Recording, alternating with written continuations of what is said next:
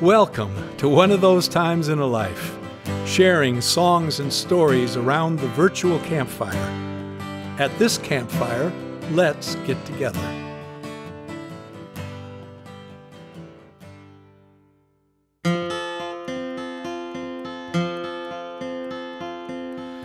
Love is but a song we sing, fear away we die. You can make the mountains ring or hear the angels cry. Though the dove is on the wing, you need not know why.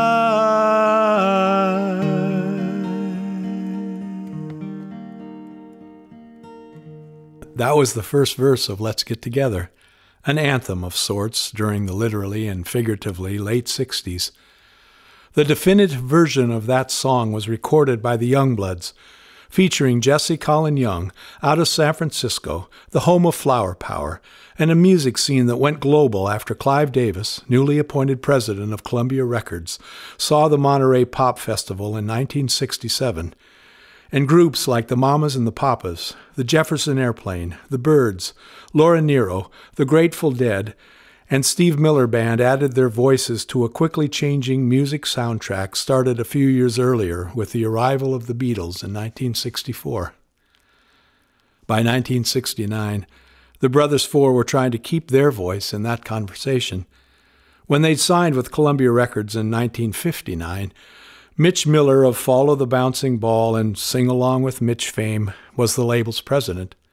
Folk music was a money-making category, and the Brothers Four were soon a recognizable voice in that scene. There was some talk 10 years later of Columbia Records reintroducing the Brothers Four as an alternative to the Letterman, a three-man vocal group singing syrupy love songs and selling a lot of albums for Capitol Records. It's hard to say exactly why that didn't happen. Lots of reasons, I guess. The music business is so much about trends and luck and momentum. The Brothers Four so identified with folk music, and those who championed the group at the label years earlier, long gone. And so it was. In the winter of 1969, the Brothers Four, with a new member, went down to L.A. to fulfill a contractual obligation and record an album that would be titled Let's Get Together. The Brothers Four sing the great songs of today. Hey people now, smile on your brother, everybody get together, try to love one another right now.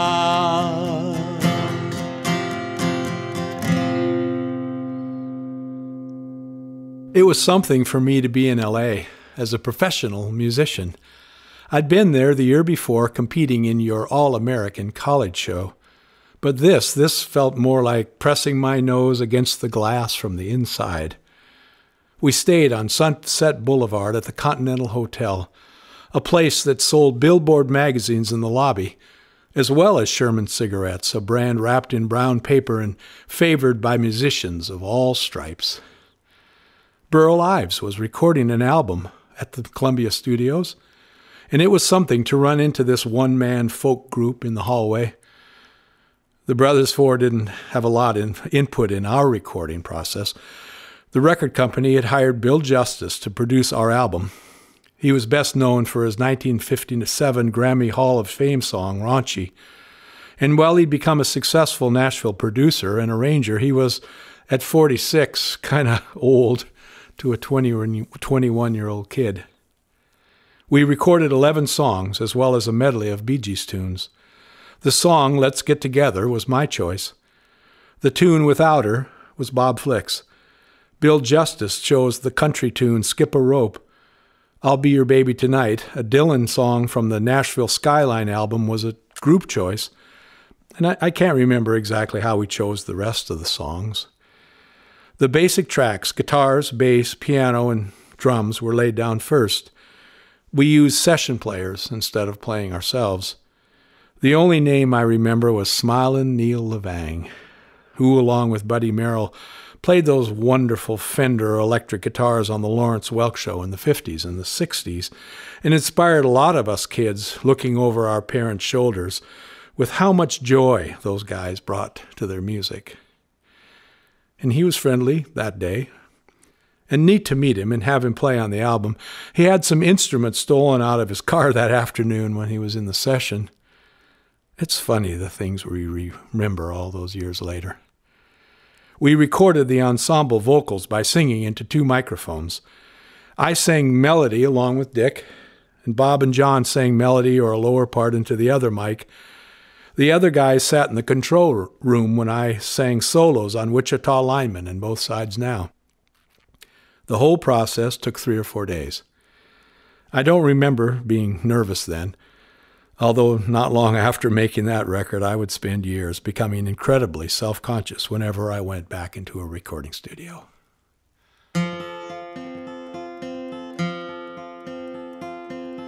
Some will come and some will go, we shall surely find.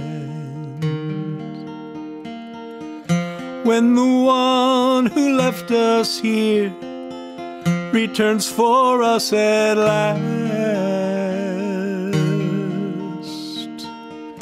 we are but a moment's sunlight fading on the grass.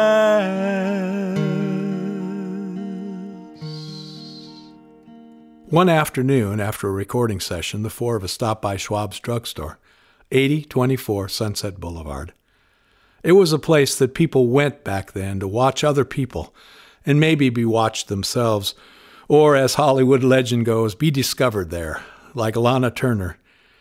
And Tom Waits even mentioned Schwab's drugstore in one of his songs, Invitation to the Blues.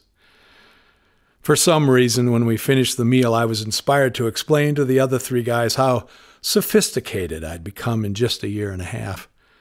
I did it by explaining to them that when I first visited New York City in the summer of 1967, I went into my first authentic Jewish deli, and I ordered a hot pastrami sandwich. "What do you want on it?" asked a voice in a white apron from the other side of the counter. And without thinking, I said, "Mayonnaise."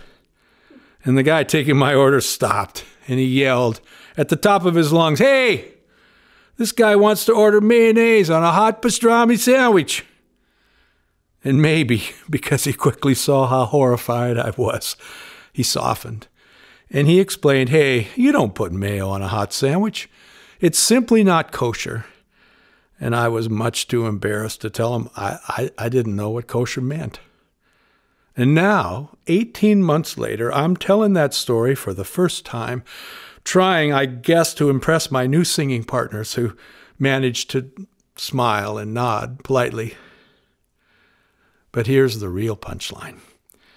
3 or 4 minutes after finishing the story, a waitress comes out of the kitchen from the other end of the restaurant, stops at our table, and whispers in conspiratorial tones, "You see those guys over there by the window?"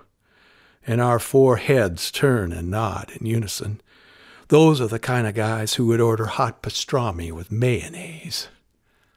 Well, it took 5 minutes for the other 3 guys to stop laughing. And it took me at least 5 years before I could laugh myself, to laugh at myself, and to talk again about ordering my first hot pastrami sandwich with mayonnaise, with, as Paul Harvey might have said, the rest of the story. Hey, people now, smile on your brother, everybody get together, try to love one another right now.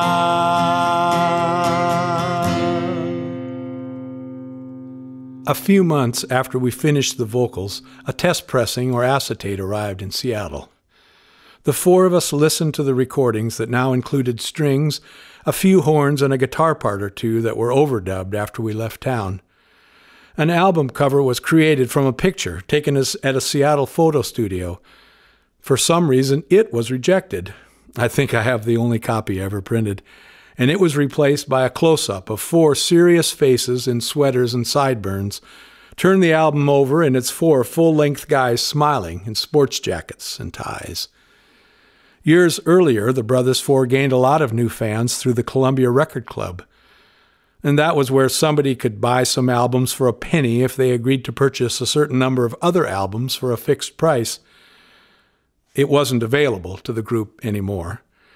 And the record company wasn't interested in putting much money into promoting the new album, so I'm not sure how many albums were sold.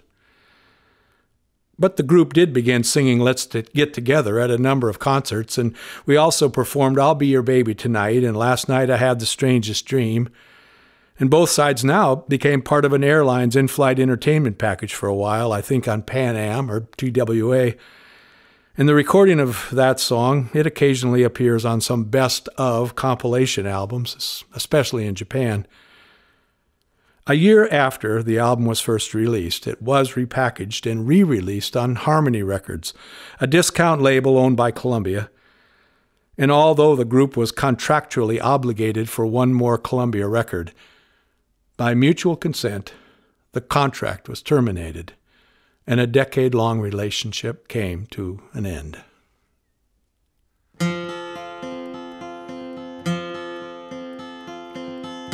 If you hear the song I'm singing, you will understand. You hold the key to love and fear, all in your trembling hand. One key unlocks them both, you know. It's at your command.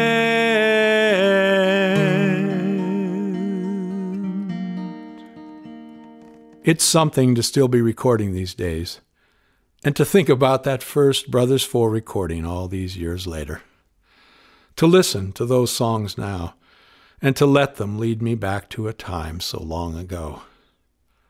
It's something to hear the live recording of Let's Get Together, the one that McCoy and I made with the other guys in our college group in December of 1967, and to compare it to the one the Brothers Four made 13 months later.